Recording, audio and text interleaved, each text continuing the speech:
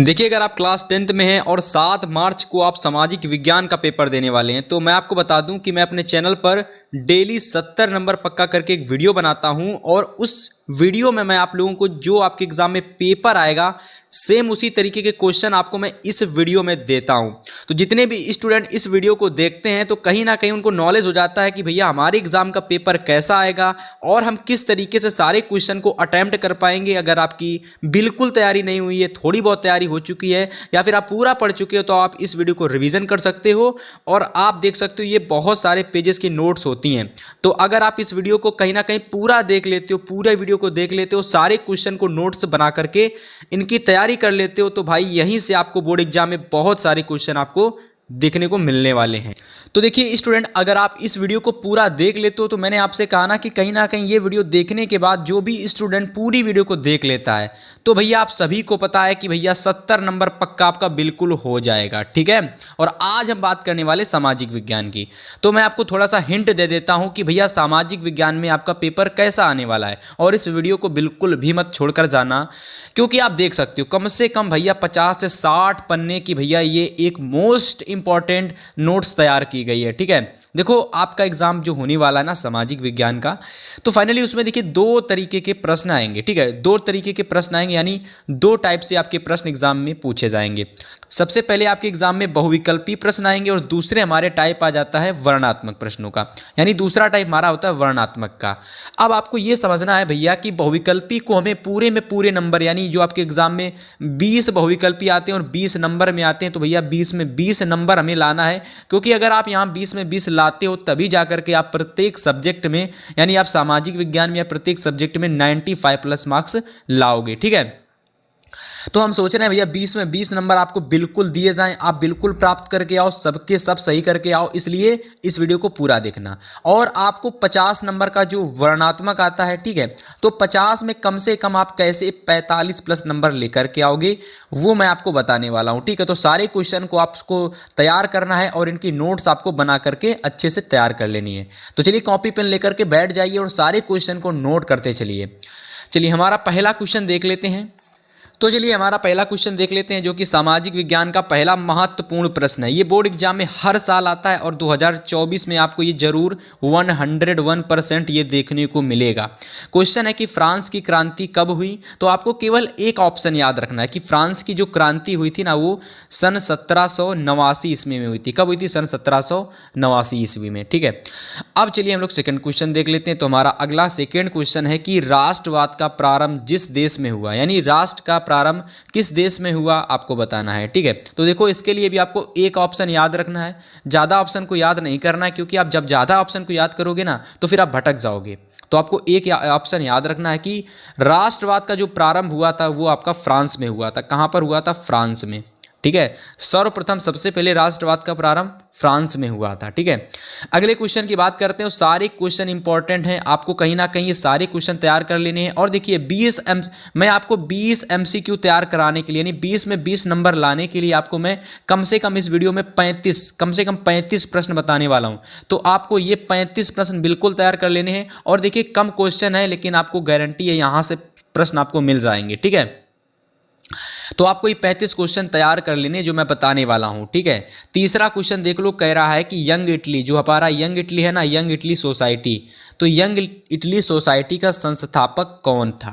ठीक है, तो आपको बताना है कि यंग इटली सोसाइटी का संस्थापक कौन था? गैरीबॉल्डी था कि काबूर था कि बिस्मार्क था कि मैज़नी था? ठीक है, तो इसका राइट ऑप्शन हो जाएगा यंग इटली। क्या हो जाएगा? यंग इटली सोसाइटी का संस्थापक मैज़नी था। कौन था? मैज़नी। ठीक है, चलिए इस तरीके से हमारा ये राइट ऑप्शन हो जाएगा। अगले क्वेश्चन की बात कर लेते हैं, अगले नंबर के क्वेश्चन की। ठीक है, क्वेश्चन नंबर हमारा अगला, यानी 4 नंबर क्वेश्चन। ठीक है, क्वेश्चन नंबर 4 नंबर क्वेश्चन है, कह रहा है कि निम्नलिखित में से यह किसका कथन है, यानी ये किसका कथन है कि जब फ्रांस छींकता है तो बाकी यूरोप को सर्दी जुकाम हो जाता है। ठीक है, तो ये आपको याद रखना है कि जब फ्रांस छींकता है तो बाकी यूरोप को क्या हो जाता है? सर्दी जुकाम हो जाता है। किसका कथन है? तो आपको याद रखना है कि मेटरनिक का कथन है। किसका है ये? मेटरनिक का कथन है। अगले क्वेश्चन की बात कर लेते हैं, क्वेश्चन नंबर 5 हमारा अगला क्वेश्चन। अगला क्वेश्चन हमारा है कि असहयोग आंदोलन, जो हमारा असहयोग आंदोलन है, तो इसका मुख्य कारण क्या था? असहयोग आंदोलन को चलाने का जो ये आपका असहयोग आंदोलन था, ये महात्मा गांधी ने चलाया था। तो महात्मा गांधी ने इस असहयोग आंदोलन को क्यों चलाया, ऐसी क्या वजह आ गई जिसके कारण उनको असहयोग आंदोलन चलाना पड़ा? तो देखो इसके 4 ऑप्शन दे रखे हैं, रॉलेट एक्ट, प्रथम विश्व युद्ध, खिलाफत आंदोलन और चौरी चौरा की घटना। तो देखिए इसका राइट ऑप्शन हो जाएगा रॉलेट एक्ट, ठीक है। यानी रॉलेट एक्ट जो था ना, उसी की वजह से इन्होंने असहयोग आंदोलन चलाया था, ठीक है। अगली क्वेश्चन की बात कर लेते हैं, क्वेश्चन नंबर 6 हमारा अगला प्रश्न कि भारतीय राष्ट्रीय कांग्रेस की स्थापना हुई थी। तो देखो आपके लिए इसको याद करने के लिए, इस प्रश्न को याद करने के लिए आपको एक ऑप्शन याद रखना है केवल, ठीक है।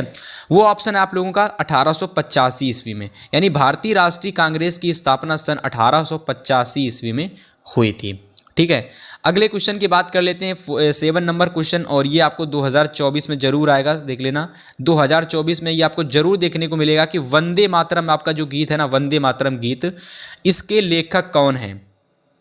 तो वंदे मातरम गीत के लेखक कौन है? देखिए यहाँ पर 4 ऑप्शन दे रखे हैं, बंकिम चंद्र चटर्जी, रविंद्रनाथ टैगोर और शरत चंद्र चटर्जी और अविंद्रनाथ टैगोर। तो देखिए इसका राइट ऑप्शन हो जाएगा ये वाला, बंकिम चंद्र चटर्जी इसके राइट हो जाएंगे लेखक, यानी वंदे मातरम गीत के लेखक बंकिम चंद्र चटर्जी आपके हो जाएंगे। चलिए क्वेश्चन नंबर 8 देख लीजिए, हमारा अगला क्वेश्चन है जो कि बहुत ही ज़्यादा महत्वपूर्ण प्रश्न है, और ये प्रश्न हमने लिया है आपका भूगोल से, ठीक है। भूगोल का हमारा पहला क्वेश्चन है कि निम्नलिखित में से किस राज्य में काली मिट्टी पाई जाती है? यानी किस राज्य में काली मिट्टी पाई जाती है? झारखंड में पाई जाती है, गुजरात में पाई जाती है, कि बिहार में पाई जाती है, कि राजस्थान में पाई जाती है? तो काली मिट्टी आपकी गुजरात में पाई जाती है। कहाँ पर? गुजरात में, ठीक है। चलिए अगले क्वेश्चन की बात करते हैं, क्वेश्चन नंबर 7, निम्न में से अजैवी संसाधन है? देखो ये क्वेश्चन मैंने कल कम्युनिटी पोस्ट पर भी डाला था, तो बहुत सारे स्टूडेंट ने उसमें पत्थर और चट्टान पर टिक लगाया था। तो देखो राइट ऑप्शन आपका पत्थर और चट्टान दोनों ही होगा कम्युनिटी टैब के हिसाब से, ठीक है। बट इस क्वेश्चन के हिसाब से इसमें 4 ऑप्शन दे रखे हैं, चट्टाने, पशु, मछलियां और पौधे। तो निम्न में से अजैवी संसाधन वो होते हैं जो अजैवी वस्तुओं से बने होते हैं, ठीक है। तो देखिए आपका चट्टाने इसका राइट ऑप्शन हो जाएगा, ठीक है। अब हम बात कर लेते हैं क्वेश्चन नंबर 10 की। 10 नंबर क्वेश्चन है, यानी हमारा अगला क्वेश्चन है कि इनमें से, ये देखिए लिखा हुआ है, इनमें से किस राज्य में काली मृदा मुख्य रूप से पाई जाती है? मतलब देखिए उस राज्य में कहीं ना कहीं बहुत सारी प्रकार की मृदाएं पाई जाती होंगी, लेकिन सबसे ज़्यादा जो मृदा पाई जाती है वो काली पाई जाती है। तो वो कौन सा राज्य है? जम्मू कश्मीर है, कि राजस्थान है, कि झारखंड है, कि महाराष्ट्र है? देखो इसका राइट ऑप्शन हो जाएगा महाराष्ट्र, यानी कि महाराष्ट्र में मुख्य रूप से काली मृदा पाई जाती है, ठीक है। अगले क्वेश्चन की बात कर लेते हैं, प्रश्न नंबर 11 हमारा अगला प्रश्न कि निम्नलिखित में से किस राज्य में लाल मिट्टी पाई जाती है? लाल मिट्टियाँ कह लो या फिर लाल मिट्टी पाई जाती है, गुजरात में, पंजाब में, उड़ीसा में, कि उत्तर प्रदेश में? तो देखो लाल जो मिट्टी है ना, ये आपकी पाई जाती है उत्तर प्रदेश में। कहाँ पर? उत्तर प्रदेश में, ठीक है, होगा। अगले क्वेश्चन की बात कर लेते हैं, क्वेश्चन नंबर 12 हमारा अगला प्रश्न कि चिपको आंदोलन, जो ये हमारा चिपको आंदोलन है, ये किससे संबंधित है? मृदा संरक्षण से, जल संरक्षण से, कि वन संरक्षण से, कि वायु संरक्षण से? ठीक है, तो देखिए इसका राइट ऑप्शन हो जाएगा कि चिपको आंदोलन आपका वन संरक्षण से संबंधित होगा। तो हमारा अगला प्रश्न देख लीजिए, क्वेश्चन नंबर 13, जो कि हमारा अगला प्रश्न होने वाला काफ़ी ज़्यादा महत्वपूर्ण प्रश्न है। देखिए इसको पढ़िए कि काली मिट्टी में उगाई जाने वाली मुख्य फसल कौन सी है? यानी काली मिट्टी में सबसे ज़्यादा मुख्य रूप से कौन सी फसल उगाई जाती है? ठीक है, गेहूं है, कपास है, कि मक्का है, कि बाजरा? कौन सी मुख्य रूप से काली मिट्टी में फसल उगाई जाती है? गेहूं, कपास, मक्का, बाजरा? आपको कमेंट करके बताना है इस क्वेश्चन का आंसर। देखिए हम हर बार अपने जो स्टूडेंट होते हैं उनको भैया एक क्वेश्चन हम HW के लिए छोड़ते हैं, ताकि हमें पता चले कि कौन सा स्टूडेंट है जो पढ़ता है डेली और कहाँ तक की वीडियो को देखता है। तो इस क्वेश्चन का आप हमें आंसर कमेंट के बताएंगे कि काली मिट्टी जो होती है वो मुख्य रूप से कहाँ पर पाई जाती है ना? काली मिट्टी में कौन सी मुख्य रूप से फसल उगाई जाती है? फिर हम अगले क्वेश्चन की बात करते हैं, क्वेश्चन नंबर 14 हमारा अगला क्वेश्चन कि कपास की खेती के लिए सबसे उचित भूमि कौन सी है? कपास की खेती की बात कर रहा है। कपास की खेती के लिए सबसे उचित भूमि कैसी है? काली मिट्टी, यानी ऐसी भूमि होनी चाहिए जहाँ पर काली मृदा पाई जाए, लाल मिट्टी होनी चाहिए, जलोढ़ मिट्टी होनी चाहिए, कि लेटराइट मिट्टी होनी चाहिए? ठीक है, तो देखिए इसका राइट ऑप्शन आपका क्या हो जाएगा कि कपास की खेती के लिए सबसे उचित मृदा कौन सी है?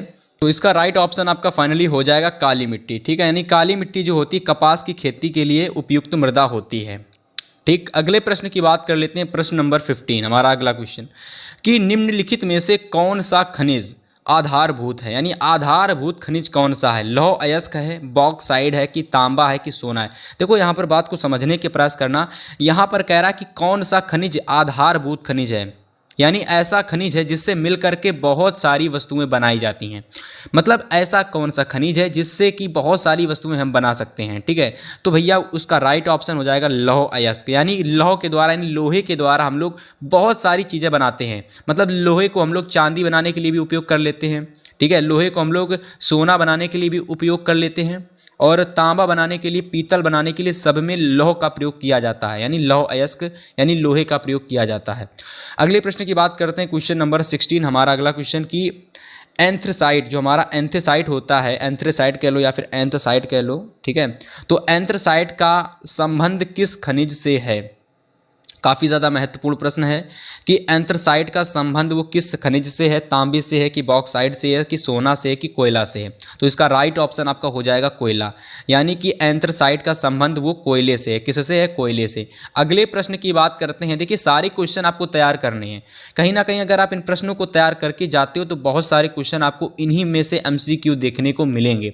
ठीक है, और देखिए जो भी हम क्वेश्चन आपको कहते हैं होमवर्क के लिए आप ढूंढें, और उस क्वेश्चन को अगर आप हमें बताएंगे तो उस क्वेश्चन की जो आप हमें प्रश्न बताएंगे उसको हम लाइक भी करेंगे आपका। ठीक है, कमेंट को।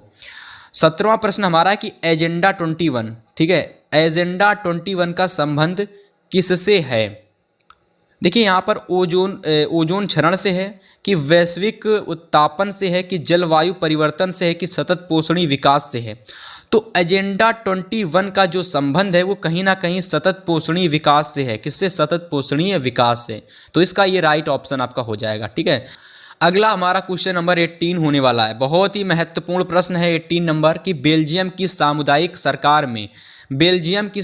सरकार में निम्नलिखित में से किसके मध्य सत्ता में साझेदारी है? देखो ये क्वेश्चन 2023 के कम से कम 3 से 4 सेट में क्वेश्चन आया हुआ है। ठीक है, तो प्रश्न आपको अब देखिए 2024 में भी आ सकता है, तो भैया बिल्कुल तैयार करना है इस प्रश्न को कि बेल्जियम की सामुदायिक सरकार में निम्नलिखित में से किसके मध्य सत्ता में साझेदारी है? विभिन्न सामाजिक समूहों के मध्य में कि शासन के विभिन्न अंगों के मध्य में कि केंद्र और राज्य सरकार के मध्य में कि राज्य सरकार और सामुदायिक सरकार के मध्य में? तो ऑप्शन नंबर 4 इसका राइट ऑप्शन हो जाएगा।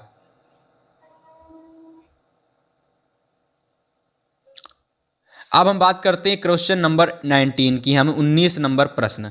तो 19 नंबर प्रश्न है कि श्रीलंका में निम्नलिखित में से कौन सा धर्म है? देखो श्रीलंका में अगर आपको धर्म पता करना है तो केवल एक ऑप्शन याद करो ना भाई, एक ऑप्शन केवल, और वो है आपका बौद्ध धर्म। यानी श्रीलंका में केवल एक धर्म अपनाया जाता है, यानी एक धर्म के लोग ही वहाँ पर रहते हैं, और वो आपका है बौद्ध धर्म। ठीक है, अगले प्रश्न की बात कर लेते हैं। प्रश्न नंबर 20 हमारा अगला क्वेश्चन कि नेपाल में राजतंत्र की समाप्ति हुई, यानी कहीं ना कहीं जो नेपाल है उसमें राजतंत्र की समाप्ति वो कब हुई थी?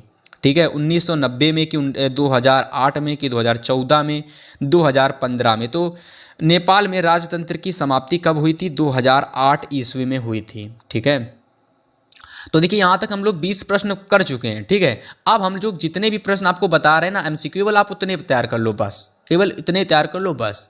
ठीक है, और 21 नंबर प्रश्न देखो, अगला प्रश्न कि निम्नलिखित में से कौन सा संघीय राज्य नहीं है? देखो संघीय राज्य पूछ रहा है, कौन सा नहीं है? संघीय राज्य का मतलब कि देखिए जैसे आपको संघीय राज्य पता करने, जैसे उत्तर प्रदेश हो गया, बिहार हो गया, है ना, मध्य प्रदेश हो गया, है ना, झारखंड हो गया, तो ये संघीय राज्य होते हैं। लेकिन आपका जो दिल्ली होता है, दिल्ली, ये आपका संघीय राज्य नहीं है। ठीक है, तो इसका ये राइट ऑप्शन हो जाएगा। संघीय राज्य कौन सा नहीं है? दिल्ली संघीय राज्य नहीं है।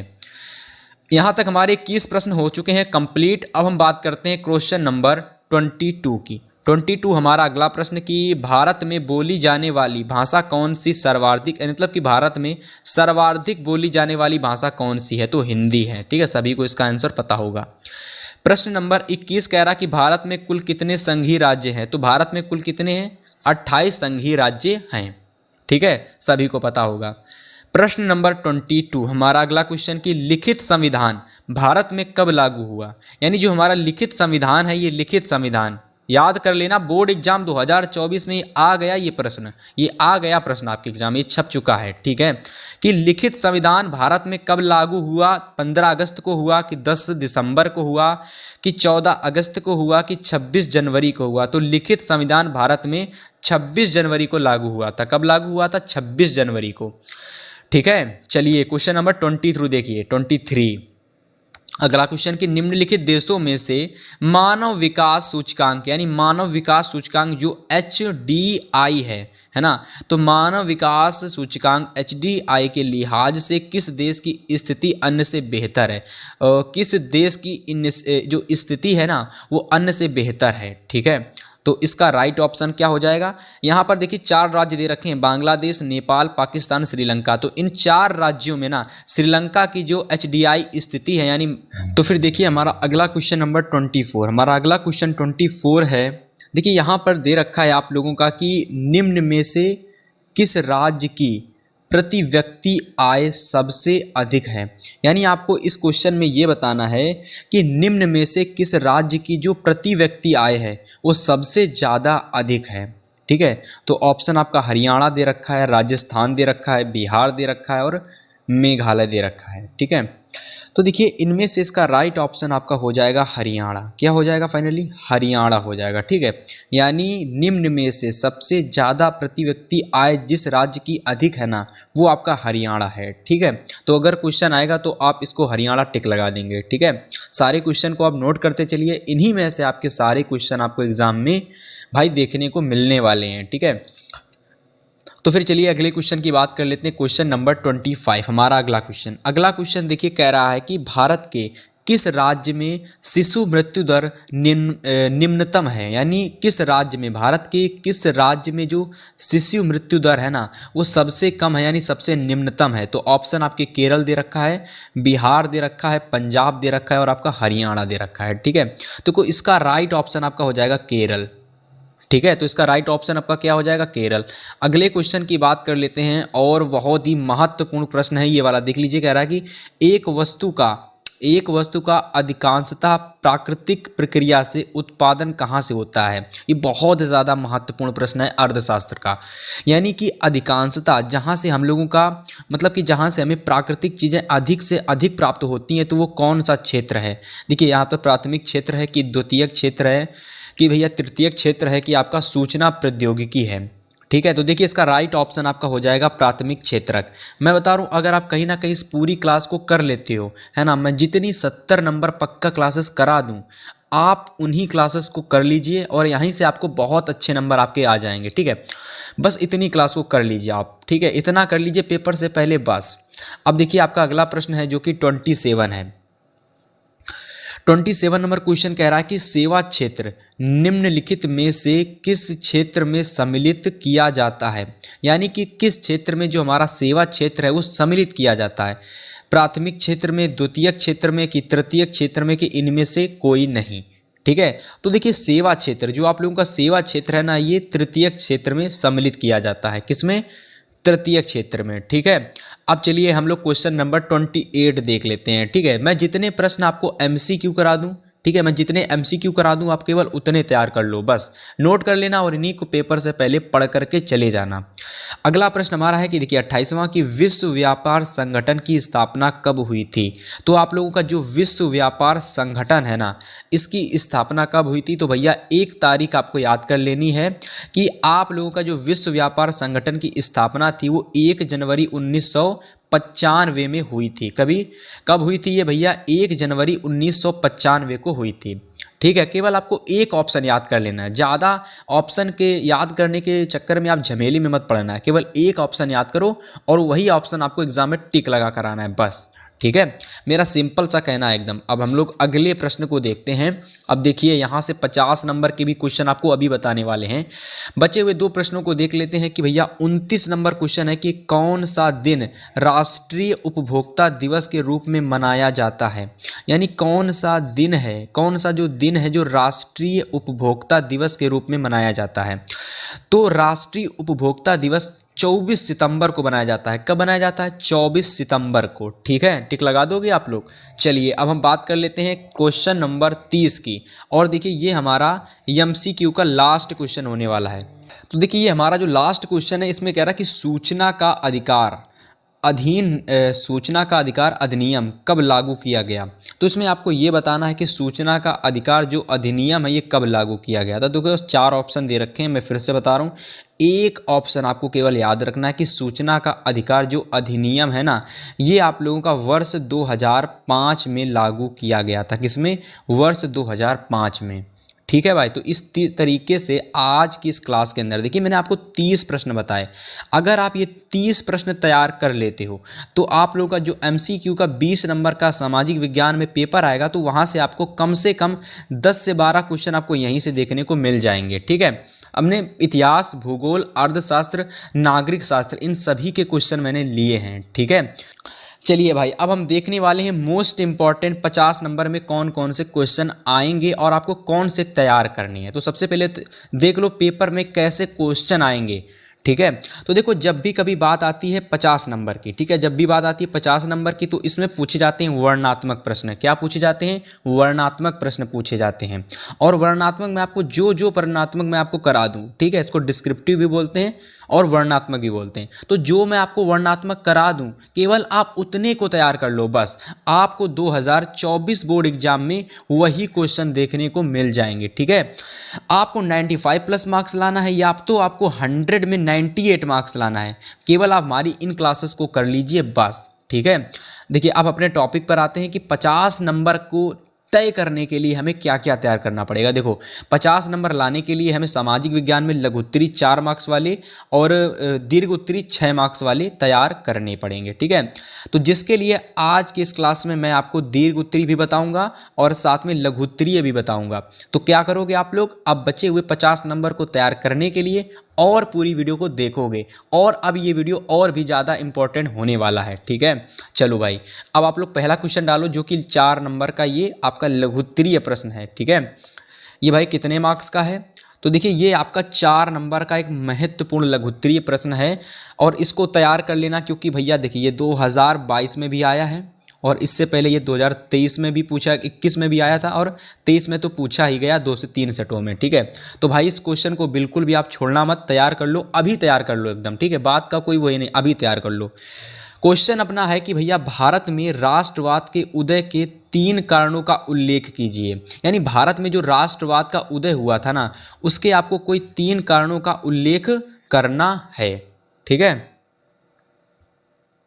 तो भाई देखिए इसका आंसर कैसे लिखोगे, देखो ऐसे लिखोगे। सबसे पहले आंसर कैसे लिखोगे, देखो बहुत आसान भाषा में एकदम लिखा है, आपको याद हो जाएगा। देखो यहाँ ऐसे लिखोगे कि वियतनाम और दूसरे उपनिवेशों, यानी वियतनाम और दूसरे उपनिवेशों की तरह भारत में भी आधुनिक राष्ट्रवाद के उदय की घटना उपनिवेशवाद विरोधी आंदोलन से भी घनिष्ठ रूप से जुड़ी हुई थी। ठीक है, इस तरीके से लिखोगे और आगे आप लिखोगे कि भारतीय लोग औपनिवेशिक शासकों के विरुद्ध संघर्ष के दौरान आपसी एकता को भाली भांति जानने लगे थे और भारतीय राष्ट्रवाद के उदय के 3 प्रमुख कारण इस प्रकार हैं।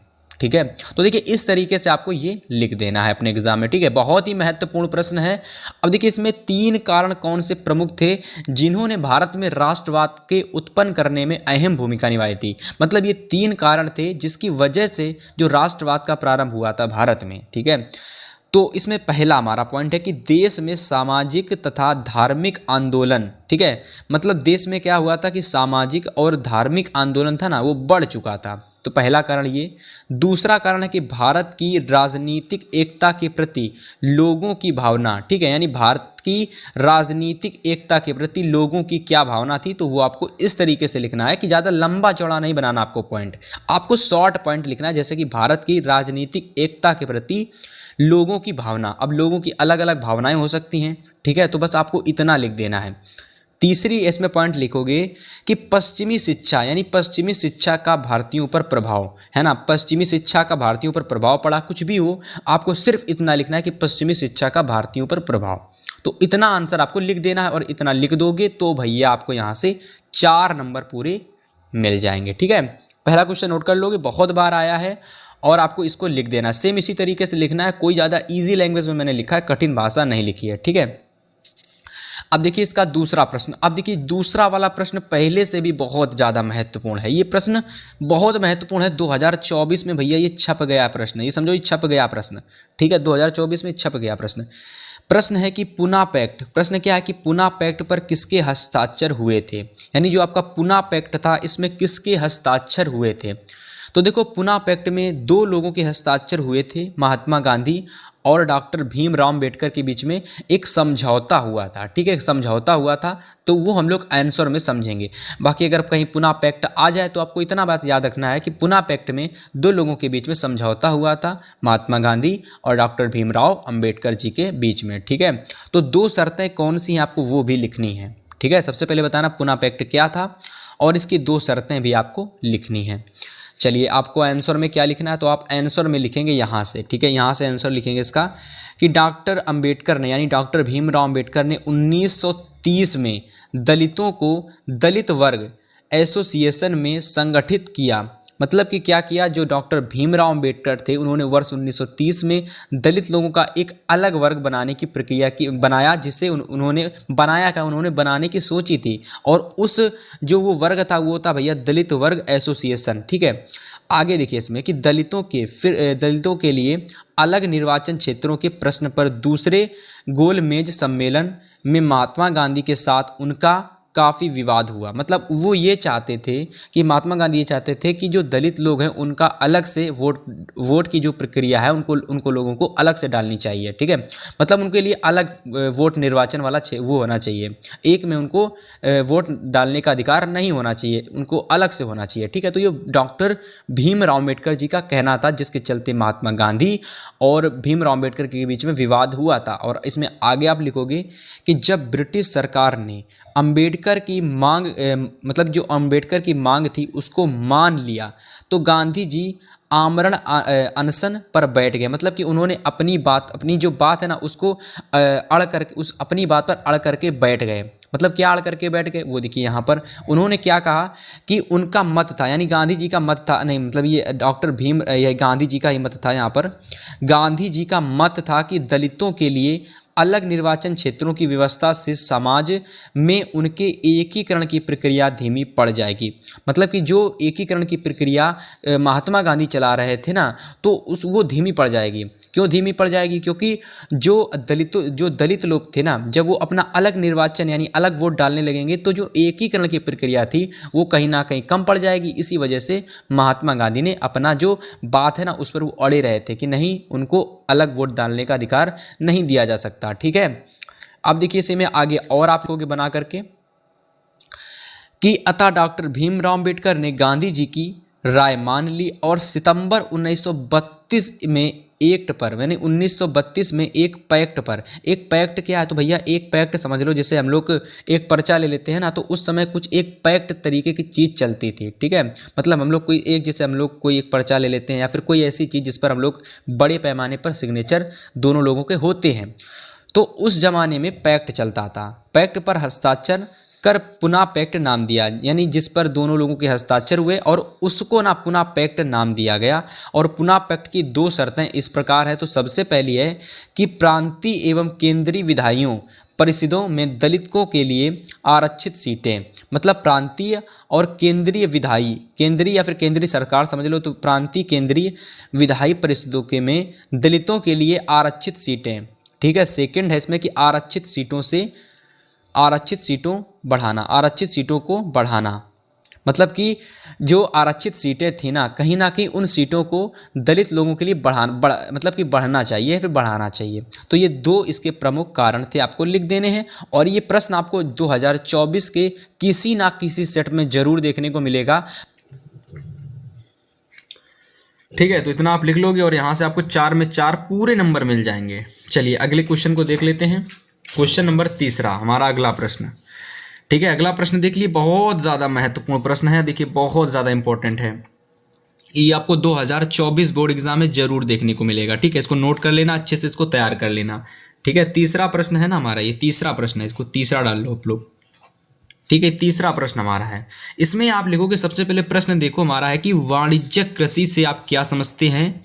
अगर कभी कभी इस तरीके से प्रश्न नहीं आता तो इस तरीके से आएगा कि वाणिज्यिक कृषि को समझाइए व इसकी प्रमुख विशेषताओं को भी लिखिए। ठीक है, तो इस तरीके से प्रश्न आएगा। देखिए इसमें लिखोगे आप क्या क्या, देखो सबसे पहले ऐसे लिखोगे कि वाणिज्यिक कृषि या बाजार, है ना, वाणिज्यिक कृषि या बाजार कृषि। ठीक है, इस तरीके से लिखोगे कि वाणिज्यिक कृषि या बाजार कृषि का मतलब है कि वाणिज्यिक कृषि को ही हम लोग बाजार कृषि भी कहते हैं। तो वाणिज्यिक कृषि या बाजार कृषि कृषि का वह प्रकार है जिसका प्रमुख उद्देश्य विपणन है, जिसका प्रमुख उद्देश्य क्या है, विपणन है।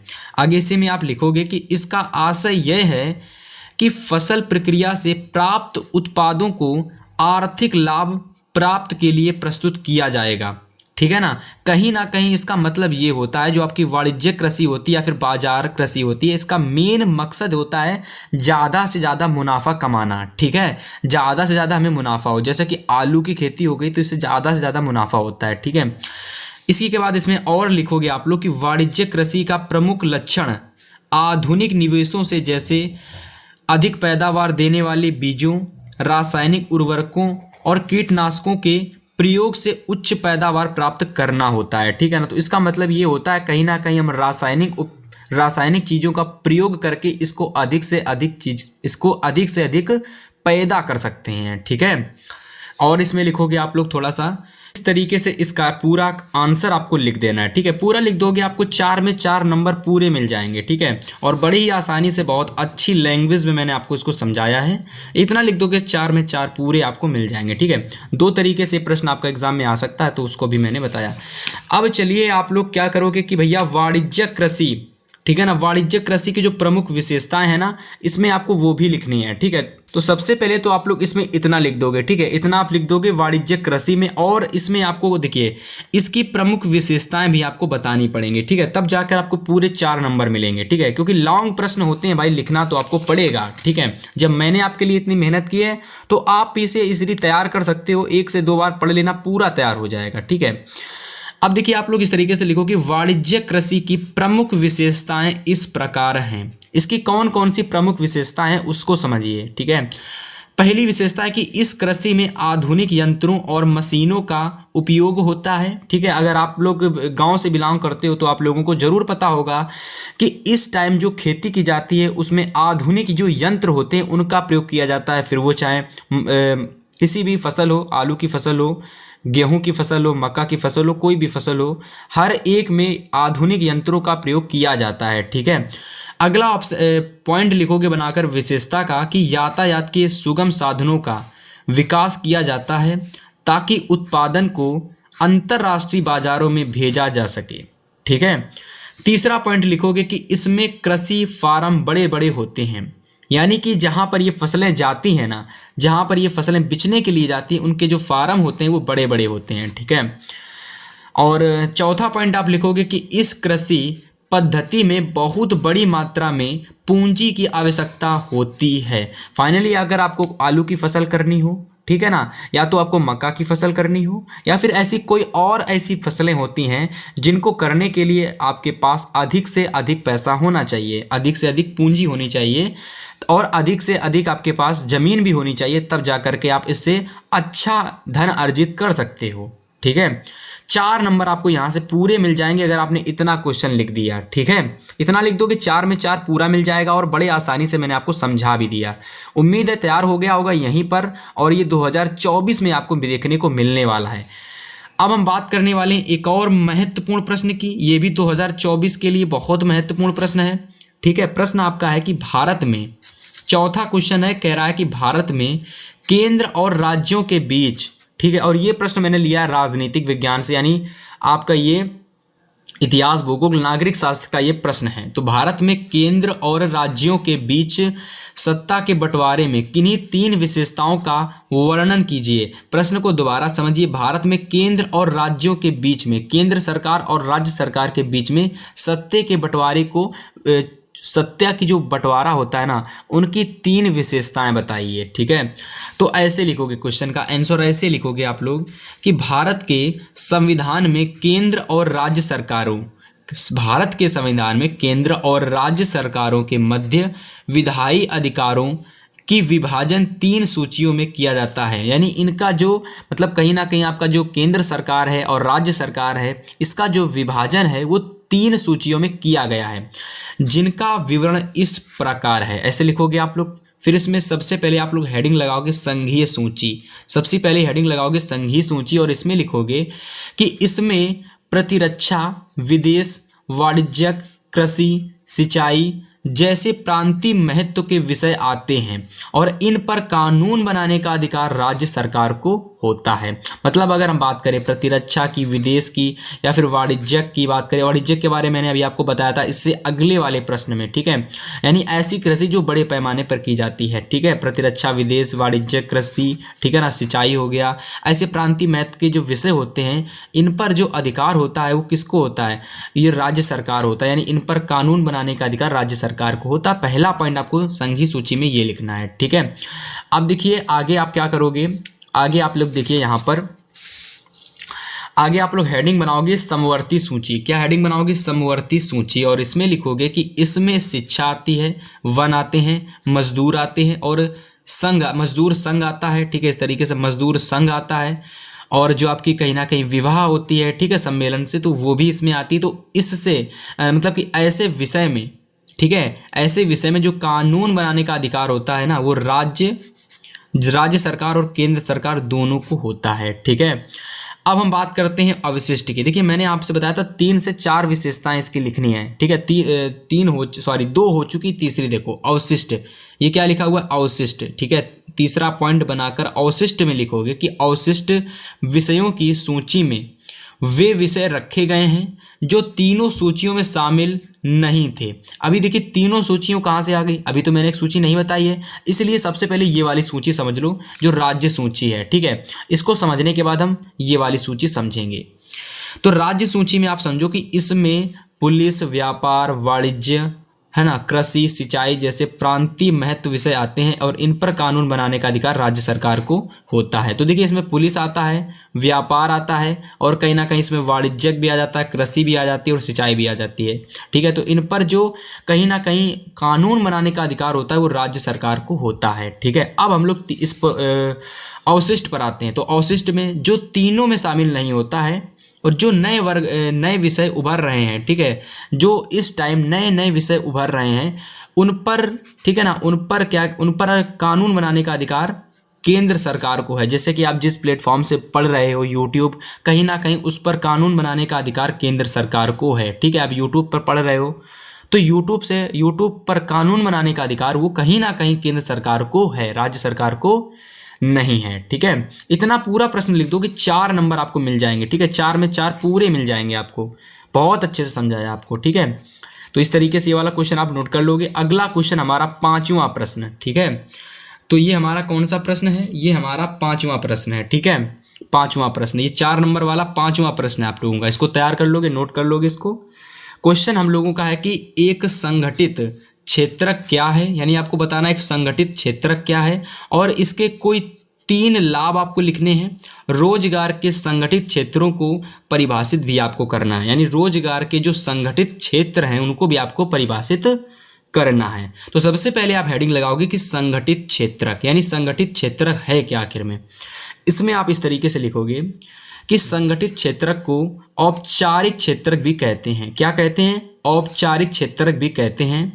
यह वह क्षेत्र है जिसमें श्रमिकों को सामाजिक सुरक्षा के लाभ जैसे कि भविष्य, इनका भविष्य हो गया, उपदान हो गया, पेंशन हो गया, ठीक है, भविष्य हो गया, उपदान हो गया, पेंशन हो गया आदि प्राप्त होते हैं। इसके कर्मचारी श्रम संघ बना सकते हैं, यानी इसके जो कर्मचारी होते हैं वो श्रम संघ बना सकते हैं और इस क्षेत्र में काम करने वाले कर्मचारी नियमित होते हैं। मतलब कि काम करने वाले जो संगठित क्षेत्र में जो कर्मचारी होते हैं वो भी कहीं ना कहीं एक सीमित होते हैं, मतलब नियमित होते हैं, सीमित होते हैं, ठीक है। और देखो इसमें पूछ रहा था कि रोजगार के संगठित क्षेत्र की प्रमुख क्षेत्रों की मतलब कि क्षेत्रों को परिभाषित कीजिए और कोई 3 इसके लाभ को भी लिखिएगा, ठीक है। इसके 3 लाभ को भी पूछ रहा था। तो देखिए इसमें 3 लाभ आप इस तरीके से लिखेंगे। तो इस तरीके से लिखेंगे कि संगठित क्षेत्रक के लाभ, ठीक, ऐसे लिखोगे आप लोग। और इसमें पहला पॉइंट बना करके आप लिखोगे कि संगठित क्षेत्रक के श्रमिकों को सामाजिक सुरक्षा के लाभ प्राप्त होते हैं, पहला पॉइंट लिख लोगे। अगला पॉइंट लिखोगे कि श्रमिक अपने हितों की रक्षा के लिए श्रम संघ बना सकते हैं, ठीक है। तीसरा पॉइंट लिखोगे कि यदि उनसे अतिरिक्त काम लिया जाता है, यानी जो आपके कई श्रमिक है ना, श्रमिक, ठीक है, तो श्रमिक की बात कर रहा है कि श्रमिकों से मतलब श्रमिकों से यदि अतिरिक्त काम लिया जाता है तो उस अतिरिक्त काम का अतिरिक्त भुगतान किया जाता है। मतलब कि अगर कहीं ना कहीं आप अतिरिक्त काम करोगे, मतलब कि आप ओवर टाइम करोगे ना, तो फिर उसका आपको अलग से और भी चार्ज दिया जाएगा, ठीक है। अगर मैं अलग से आपको पढ़ाता हूँ तो उसको अलग से मुझे आपका उसका चार्ज मिलेगा, ठीक है ना। अगर आप अलग से और ज़्यादा पढ़ना चाहते हो तो उसको आपको अलग से उसके लिए और पैसा आपको पे करना पड़ेगा, ठीक है। बट आपको यूट्यूब पर बिल्कुल पैसा नहीं पे करना पड़ेगा। बस वीडियो को डेली देखिए, लाइक करिए, शेयर करिए, ठीक है, चैनल को सब्सक्राइब करिए, बस, ठीक है। इसमें आपको कोई पे नहीं करना है ना। तो देखिए ये 3 पॉइंट आपके हो जाते हैं संगठित क्षेत्रक के लाभ के, ठीक है। 3 विशेषताएं इसकी ये हो जाती हैं। 5 प्रश्न हमने इसमें लिए आपके लघुत्तरीय, पांचों के पांचों 2024 में आने वाले हैं। अब चलिए हम देख लेते हैं एक बहुत ही महत्वपूर्ण लॉन्ग क्वेश्चन। देखो यहाँ से जो हमने प्रश्न लिया है ना, ये वाला प्रश्न हमने जो लिया है, ये वाला प्रश्न आपका एक 6 नंबर में, यानी ये जो प्रश्न आता है 6 नंबर में आता है। और आप सभी जानते हो 6 नंबर में कौन से प्रश्न आते हैं भाई, दीर्घ उत्तरीय प्रश्न पूछे जाते हैं, ठीक है। दीर्घ उत्तरीय प्रश्न 6 नंबर में आते हैं। तो ये वाला हमारा जो प्रश्न है ना, ये हमारा छठा प्रश्न है, इसको मैंने 5 नंबर डाला। सबसे पहले तो ये मोस्ट इंपॉर्टेंट प्रश्न है, 2020 में आया, 22 में आया और 23 में भी आया।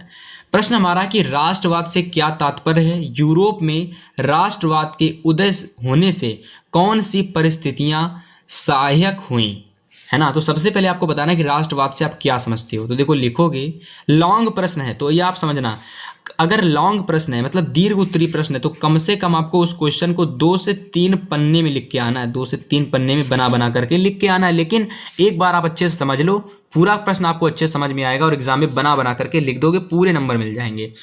6 नंबर का क्वेश्चन आता है, 6 में 6 नंबर मिल जाएंगे आपको, ठीक है। 2024 में तो आने ही वाला है। लिखोगे क्या कि राष्ट्र राज्यों का उदय 18वीं शताब्दी के मध्य तक नहीं हुआ था। मतलब कि जो राष्ट्र राज्य का निर्माण हुआ था यानी उदय हुआ था, वो कहीं ना कहीं 18वीं शताब्दी में नहीं हुआ था। और विभिन्न देश अनेक भागों, भाषाओं और कैटिनों में विभाजित थे। जब तक मतलब कि 18वीं शताब्दी के मध्य में जो राष्ट्र राज्य था उसका निर्माण, राष्ट्रवाद का उदय नहीं हुआ था, तो उस टाइम विभिन्न देश हो गए, भाषाएं हो गई, भाग हो गए, कैटिनों में विभाजित थे। जब 19वीं शताब्दी के प्रारंभ तक राष्ट्रवादी भावनाओं का प्रसार होने लगा था, मतलब 19वीं शताब्दी आते आते जो राष्ट्रवादी भावनाएं थी कहीं ना कहीं उनका बोला वाला धीरे धीरे बढ़ने लगा था। तब यूरोप में राष्ट्रवाद भावनाएं के प्रसार हेतु उत्तरदायी प्रमुख कारण निम्नलिखित थे, है ना। धीरे धीरे फिर क्या हुआ, राष्ट्रवाद का प्रारंभ हुआ और उसके उत्तरदायी यानी यूरोप में राष्ट्रवाद के उदय के निम्नलिखित कारण हैं। सबसे पहला कारण देखो है कि संस्कृति की भूमिका, ठीक है, संस्कृति की भूमिका। दूसरी है भाषा, दूसरी क्या है, भाषा। तीसरी है जन विद्रोह। चौथी है मध्य वर्ग का उदय। पांचवी है उदारवादी विचारधारा का प्रसार। और छठी है आपकी यूनान का स्वतंत्रता दिवस, ठीक है। ये 6 पॉइंट आपको इसमें लिखने हैं कि जो यूरोप में राष्ट्रवाद के उदय कराने में सहायक थे, ठीक है। अब इन 6 पॉइंट को यानी 6 पॉइंट को हम डिटेल से समझेंगे, इनकी अंदर की चीज़ों को।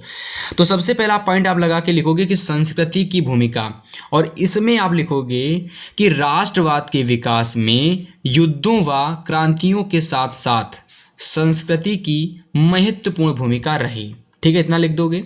अगली हेडिंग बनाओगे भाषा, और फिर इसमें लिखोगे आप लोग कि भाषा ने राष्ट्रीय भावनाओं के विकास में महत्वपूर्ण भूमिका निभाई। और ऐसी कब्जे के बाद यानी कि रूसी, ये लिखा हुआ रूसी, तो रूसी कब्जे के बाद पोलैंड में रूसी भाषा को लाद दिया गया और इसके सदस्यों ने राष्ट्रवादी विरोध के लिए भाषा को हथियार बनाया। यानी जो कहीं ना कहीं आपकी ये भाषा थी ना, ठीक है, रूसी की जो भाषा थी, पोलैंड में रूसी भाषा को लाद दिया गया और इसी भाषा को पोलैंड वाले लोगों ने हथियार बनाया। चर्च के आयोजनों में पॉलिश का प्रयोग किया। मैंने तो जहाँ पर चर्च थे वहाँ पर पॉलिश का प्रयोग किया, ठीक है ना, पॉलिश का प्रयोग किया लोगों ने। परिणाम स्वरूप पदारियों और बिसादों को जेल में डाल दिया गया, ठीक है। इस तरीके से आप लिख दोगे, बड़े ही आसान भाषा में लिखा गया प्रश्न है। फिर इसके बाद तीसरी हेडिंग बनाओगे और लिखोगे जन विद्रोह, ठीक है, जन विद्रोह। और इसमें आप लिखोगे कि 1830 ईस्वी के दशक में यूरोप में जनसंख्या में तेजी से वृद्धि हुई। 1830 ईस्वी के दशक में यूरोप में क्या हुआ था कि जनसंख्या वृद्धि में तेजी से ग्रोथ होने लगी। और पॉइंट हमारा है जन विद्रोह। जब जनसंख्या में तेजी से वृद्धि हुई तो यूरोप के उन इलाकों में जहां कुलीन वर्ग अभी भी सत्ता में था, कृषक कर्ज के बोझ तले दबे थे। वहाँ के जो लोग थे वो कृषक कर्ज के तले, बोझ के तले दबे थे। और इसके कारण शहरों और गांवों में गरीबी थी, ठीक है। तीसरे पॉइंट में आप इतना लिख दोगे। और देखिए चौथा पॉइंट आप बना करके लिखोगे, यहाँ पर चौथा पॉइंट आप बनाकर लिखोगे कि मध्य वर्ग का उदय। ये सारे पॉइंट मैंने आपको शुरुआत में ही बता रखे थे कि इन पॉइंटों को आपको इसके अंदर लिखना पड़ेगा। संस्कृति की भूमिका बता चुका हूँ, भाषा बता चुका हूँ, जन विद्रोह बता चुका हूँ, और आपको मध्य वर्ग का उदय। इसमें क्या लिखोगे, देखो मध्य वर्ग का उदय में लिखोगे कि 18वीं सदी तक यूरोप के विभिन्न देशों में दो प्रमुख वर्ग थे, कुलीन वर्ग और दास वर्ग, ठीक है ना। या फिर इसी वर्ग को, दास वर्ग को हम लोग कृषक वर्ग भी कहते हैं। तो 18वीं शताब्दी तक यूरोप के विभिन्न देशों में, यानी विभिन्न देशों में यूरोप के दो वर्ग चलते थे, कुलीन वर्ग और कृषक वर्ग। औद्योगिकीकरण के कारण नए सामाजिक समूह, श्रमिक वर्ग तथा मध्य वर्ग अस्तित्व में आए, जो उद्योगपतियों, व्यापारियों, सेवा क्षेत्र के लोग से बने थे। इतना आप इसमें लिख दोगे, ठीक है। तो इस तरीके से चौथा पॉइंट आपका पूरा कंप्लीट हो जाएगा। पांचवा पॉइंट लगाओगे, इसमें आप लोग उदारवादी विचारधारा का प्रारंभ, यानी उदारवादी जो विचारधारा थी उसका प्रारंभ कैसे हुआ था। तो फाइनली इसमें आप लिखोगे इस तरीके से कि 19वीं शताब्दी में यूरोप में एक नई विचारधारा पनपने लगी, जिसे हम लोग उदारवाद कहते हैं या फिर उदारवाद कहा गया। और नए मध्य वर्ग के लिए इसका अर्थ था कि व्यक्ति के लिए आज़ादी और कानून के समक्ष सबकी बराबरी। उदारवाद